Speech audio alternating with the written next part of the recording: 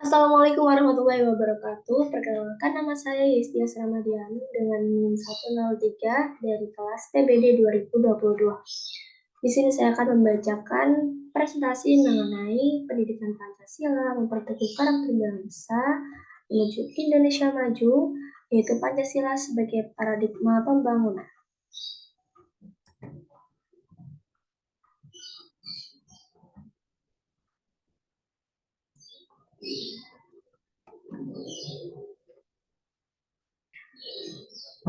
Pancasila berasal dari bahasa Sanskerta, kata panca yang mempunyai arti lima, dan sila yang berarti dasar. Secara harfiah, Pancasila adalah lima dasar.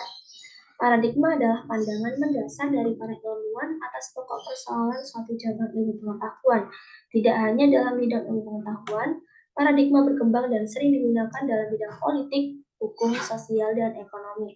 Pancasila sebagai paradigma artinya nilai-nilai dasar Pancasila secara normatif menjadi dasar, kerangka acuan, dan tolak ukur sebagai segenap aspek pembangunan nasional yang dijalankan di Indonesia. Pengertian paradigma. Paradigma pada awalnya berkembang dalam dunia ilmu pengetahuan, terutama dalam kaitannya dengan filsafat ilmu pengetahuan.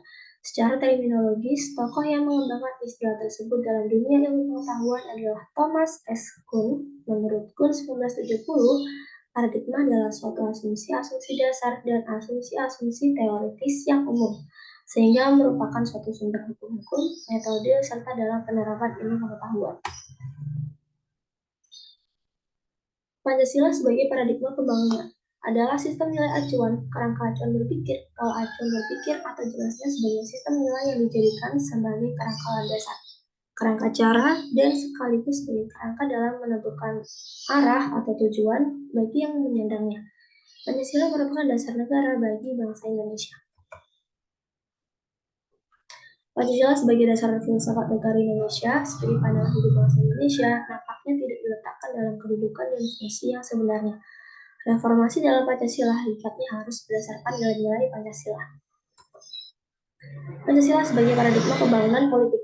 Sistem politik Indonesia yang sesuai Pancasila sebagai paradigma adalah sistem politik demokrasi, maka kekuasaan Indonesia adalah dari rakyat, oleh rakyat, dan untuk rakyat. Yang pertama, Pancasila sebagai paradigma pembangunan politik. Warga Indonesia ditempatkan sebagai pelaku atau subjek politik, bukan objek politik. Pancasila dalam pembangunan politik harus dapat meningkatkan harkat dan martabat manusia dengan menempatkan kekuasaan tertinggi adalah dari rakyat, oleh rakyat, dan untuk rakyat. Sehingga perlu dikembangkan berdasarkan asas kerakyatan dalam sila keempat Pancasila, kemudian pada asas-asas moral dari sila Pancasila, maka secara berturut-turut sistem politik Indonesia dikembangkan atas moral ketuhanan, kemanusiaan, persatuan, kerakyatan, dan keadilan. Nilai demokrasi terkandung dalam Pancasila sebagai fondasi bangunan negara. Dalam realisasinya tidak dilaksanakan berdasarkan nilai-nilai Pancasila. Pada masa Orde Lama dan Orde Baru, negara mengarah pada praktik otoritarianisme yang mengarah pada porsi kekuasaan yang terbesar kepada presiden. Implementasi sosial politik Pancasila adalah yang pertama penerapan dan pelaksanaan keadilan sosial, yang kedua menjadi demokratis, yang ketiga melaksanakan keadilan sosial dan penentuan prioritas kerakyatan, yang keempat menggunakan pendekatan kemanusiaan yang adil dan beradab dalam mencapai tujuan keadilan, yang kelima adalah tidak dapat tidak nilai-nilai keadilan sosial, demokrasi, persatuan, dan kemanusiaan bersumber pada nilai ketuhanan yang maha esa. Implementasi tersebut harus dikonstruksikan ke dalam perwujudan warga atau civil society, sehingga moral baru dalam masyarakat adalah nilai toleransi, transparansi hukum, dan kelembagaan, nilai kejujuran dan komitmen, dan bermoral berdasarkan konsensus. Pengembangan dan pembangunan bidang politik harus berdasarkan pada tuntutan HAM sebagai makhluk sosial dan individu. Berdasarkan UUD 1945, esensi dari demokrasi adalah satu, rakyat memegang kedaulatan tertinggi dalam negara. Yang kedua, kedaulatan rakyat dijalankan berdasarkan UUD 1945. Yang ketiga, presiden dan wakil presiden dipilih langsung oleh rakyat. Dan yang keempat, produk hukum apapun sesuai dan dilandaskan UUD 1945. Pancasila sebagai paradigma reformasi politik dan demokrasi politik sebagaimana terkandung dalam Pancasila sebagai fondasi bangunan negara yang dikehendaki oleh para pendiri negara, dalam kenyataannya tidak dilaksanakan. Dalam realisasinya pada masa Orde Lama dan Orde Baru, negara mengarah kekuasaan hanya kepada presiden. Implementasi Pancasila dalam kehidupan berbangsa dan bernegara. Pancasila merupakan dasar dan ideologi negara dan wajib diimplementasikan dalam seluruh aspek kehidupan berbangsa dan bernegara.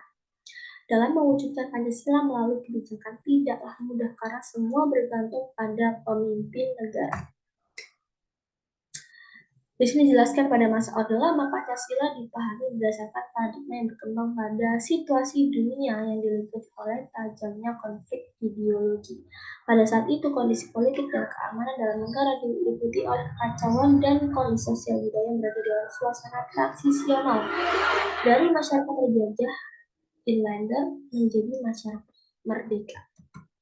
Pada masa Orde Lama, Pancasila diimplementasikan dalam 3 bentuk, yaitu periode 1945 hingga 1950, periode 1950 hingga 1959, dan periode 1959 hingga 1966.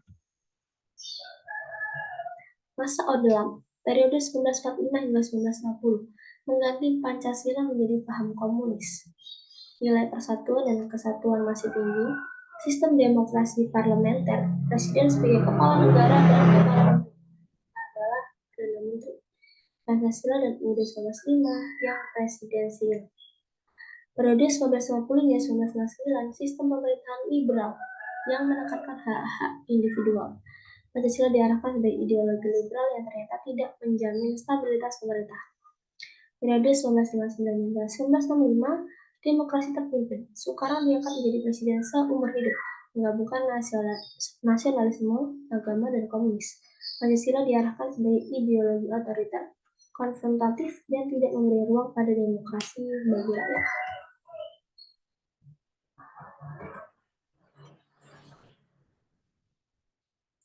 Selanjutnya adalah masa Orde Baru. Soeharto melakukan ijtihad politik dengan melakukan Pancasila maupun apa yang disebut dengan P4, Pedoman Penghayatan dan Pengembangan Pancasila atau Eka Prasetya Pancasila. Awalnya memberi angin segar, namun semakin lama kondisi politik dan keamanan dalam negeri semakin rentan.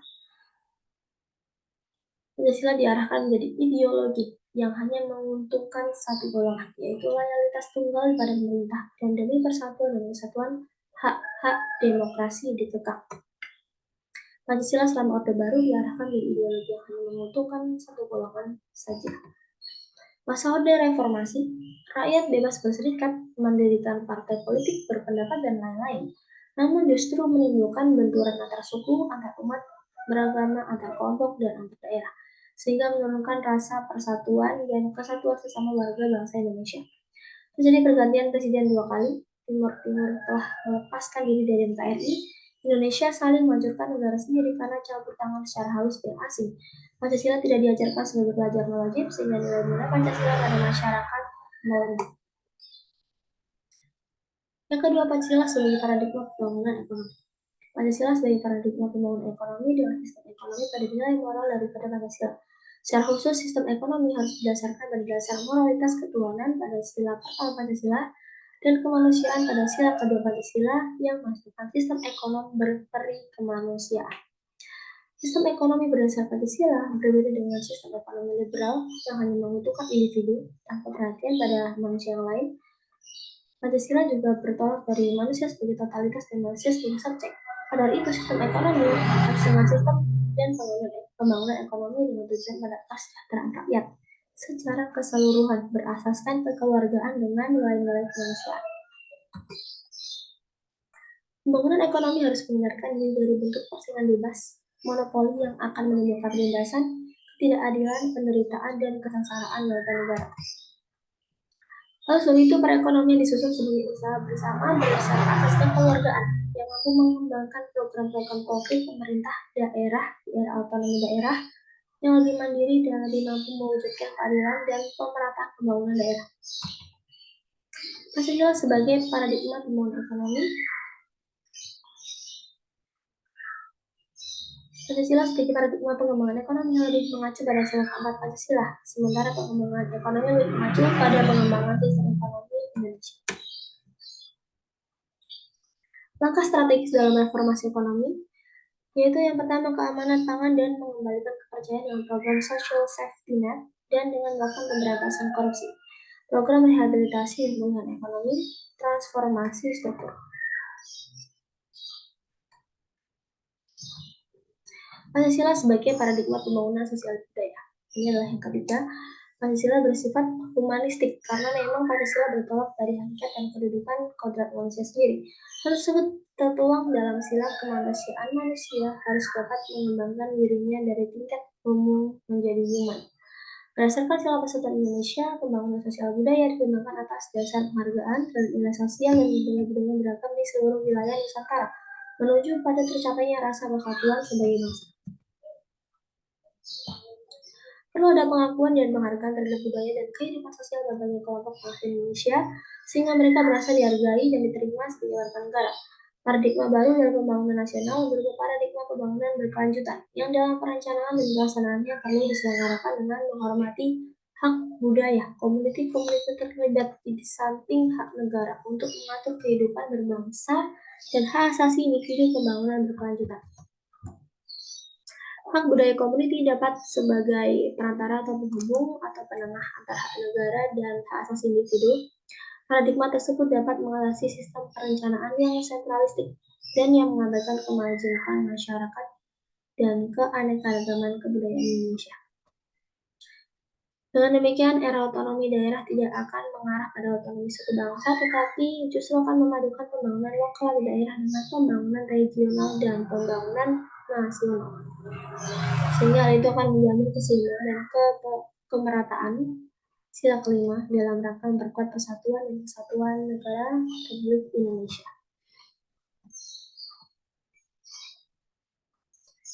Beberapa poin-poin penting yang harus selalu diperhatikan istilah pembangunan sosial budaya harus mampu meningkatkan harkat dan martabat manusia. Itu menjadi manusia yang berbudaya dan beradab. Perlu adanya pengakuan dan penghargaan terhadap budaya dan kehidupan sosial di kelompok bangsa Indonesia. Dan berdasarkan sila persatuan Indonesia, pembangunan sosial budaya dikembangkan atas dasar penghargaan terhadap nilai sosial dan budaya beragam di seluruh wilayah Nusantara, menuju pada tercapainya rasa persatuan sebagai bangsa Indonesia. Tujuan nomor 4 Pancasila sebagai paradigma pertahanan dan keamanan. Salah satu tujuan bernegara Indonesia adalah melindungi segenap bangsa Indonesia dan seluruh tumpah darah Indonesia. Hal ini mengandung makna bahwa tugas dan tanggung jawab tidak hanya oleh penyelenggara negara saja, tetapi juga rakyat Indonesia secara keseluruhan. Pada saat tersebut, sistem pertahanan dan keamanan adalah mengikut sertakan seluruh komponen bangsa Indonesia. Sistem pembangunan pertahanan dan keamanan Indonesia disebut sistem pertahanan dan keamanan rakyat semesta. Sistem pertahanan yang bersifat semesta melibatkan seluruh warga negara, wilayah, dan sumber daya nasional lain, serta dipersiapkan secara pemerintah dan diselenggarakan secara total terpadu, terarah, dan berlanjut untuk menegakkan kedaulatan NKRI. Pertahanan dan keamanan harus menjamin hak-hak dasar, kesamaan derajat serta kebebasan kemanusiaan dan HAM diperuntukkan demi terwujudnya keadilan dalam masyarakat, agar negara benar-benar meletakkan pada fungsi yang sebenarnya sebagai suatu negara yang berdasarkan kekuasaan.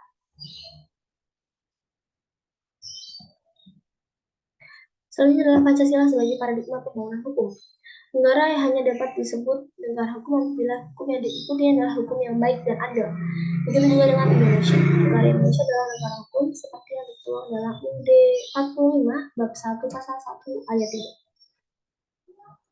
Pancasila pantas dijadikan sebagai landasan hukum karena Pancasila merupakan konsensus filsafat yang akan melandasi dan memberikan arah bagi sikap dan cara hidup bangsa Indonesia.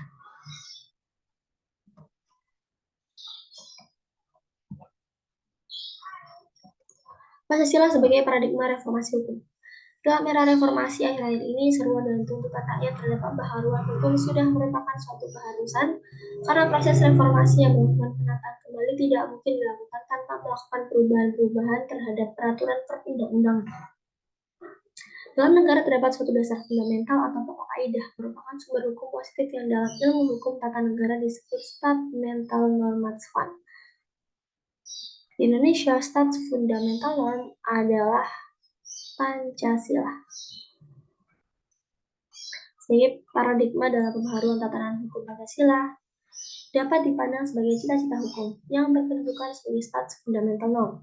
Fungsi regulatif Pancasila menentukan apakah suatu hukum positif sebagai produk yang adil atau tidak.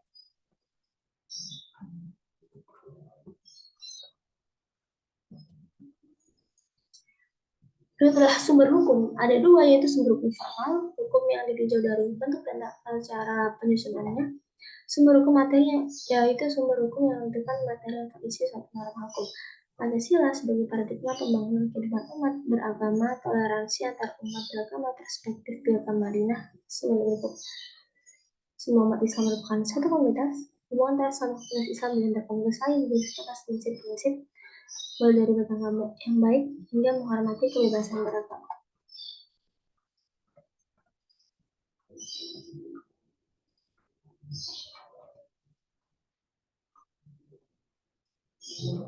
Sebelumnya itu Pancasila sebagai paradigma pembangunan yang dilakukan mempunyai 3 kelompok sebagai muatan konstitusi dalam UUD 1945, yaitu yang akan perlindungan terhadap hak.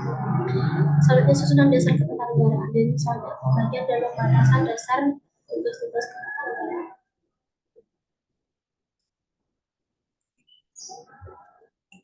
Berikutnya lagi Pancasila sebagai paradigma pembangunan kehidupan.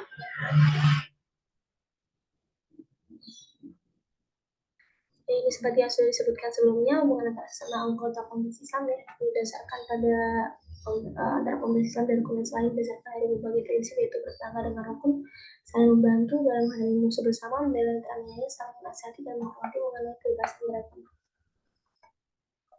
Bangsa Indonesia sejak dulu dikenal sebagai bangsa yang ramah dan santun, bahkan ketika ini menjadi cermin kepribadian di bangsa kita di mata dunia internasional. Namun akhir-akhir ini kerabat kita mulai dipertanyakan oleh banyak kalangan karena ada beberapa kasus kekerasan yang bernuansa agama, seperti tindakan teroris dan lain sebagainya. Selanjutnya adalah Pancasila sebagai perkembangan iptek. Perkembangan iptek yang semakin cepat bisa mempengaruhi segala aspek kehidupan dan budaya, bisa berpengaruh positif tetapi juga bisa berpengaruh negatif. Apalagi di era modern ini, maksudnya iptek disengaja atau tidak akan membawa nilai asing yang dapat mempengaruhi gaya hidup, sikap hidup maupun pikiran. Iptek disalahgunakan kebanyakan oleh remaja, juga sering dilakukan oleh para ilmuwan. Contohnya saja ada internet yang mempermudah dalam pencarian informasi, tapi kebanyakan orang menggunakannya untuk mencari dan melihat video-video yang tidak pantas. Karena kondisi yang seperti itu, maka perlu adanya landasan bagi pengembangan iptek, yaitu Pancasila. Dalam pengembangan iptek bisa berdampak positif dan bisa mensejahterakan manusia serta tidak disalahgunakan. Selain itu, iptek juga mempermudah luasnya berbagai informasi, tentunya ya. Iptek dengan alat-alat elektronik yang canggih menjadi benda yang menjamur di sini. Dan tentunya persebaran informasi juga akan semakin cepat.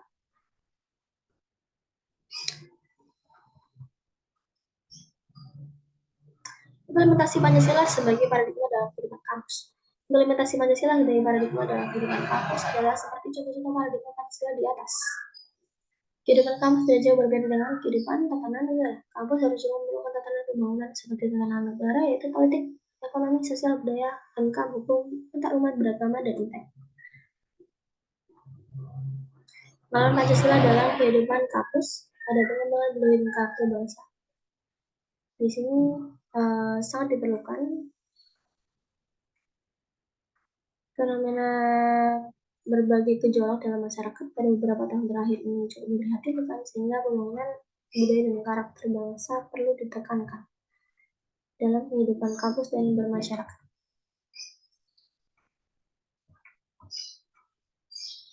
Pembangunan budaya dan karakter bangsa di sini lanjut saja.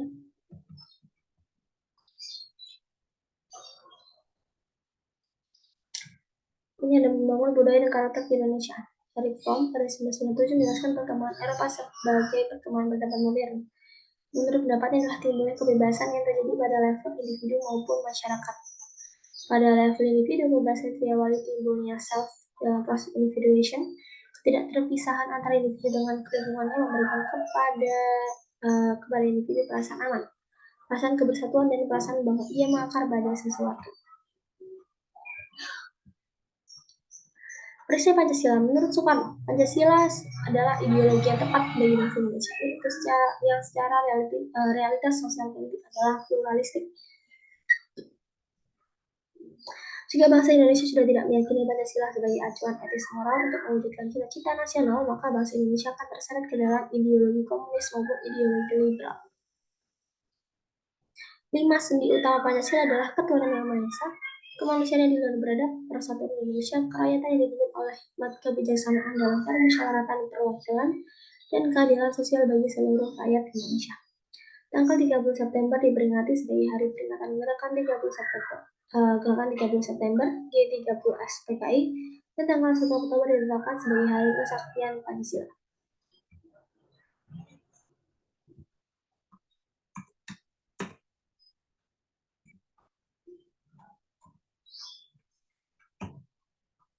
Ya, pengamalan Pancasila dalam kehidupan mahasiswa UNESA.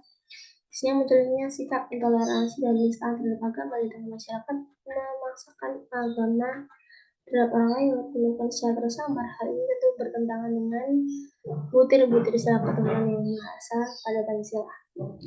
Selain nilai-nilai kemanusiaan dan masyarakat, perdagangan manusia atau trafficking, serta hilangnya sikap tekoslit dan rasa dalam bermasyarakat, tentunya bertentangan dengan sila kedua, kemanusiaan yang adil dan beradab. Hilangnya rasa bangga dan cinta sebagai bangsa Indonesia, lunturnya sikap bergotong royong dan kebersamaan dalam masyarakat juga terlihat secara transparan. Budaya musyawarah tergusur oleh upaya mengutamakan ego kelompok atau golongan dalam mengambil keputusan. Upaya mewujudkan keadilan sosial juga tertutupi oleh pamer kemewahan dan sikap materialistis. Dalam kehidupan di masyarakat, pelaksanaan butir-butir Pancasila dapat diwujudkan dalam dua bentuk, yaitu pelaksanaan objektif. Pelaksanaan yang dilakukan oleh penguasa negara yang berwenang dengan cara menjelaskan Pancasila tersebut ke dalam peraturan perundang-undangan. Pelaksanaan subjektif, pelaksanaan yang harus dilakukan dengan setiap warga negara Indonesia dan pendudukan dengan cara mematuhi dan melaksanakan setiap peraturan perundang-undangan yang ada. Sekian presentasi dari saya. Terima kasih untuk waktu yang diberikan. Saya akhiri. Wassalamualaikum warahmatullahi wabarakatuh.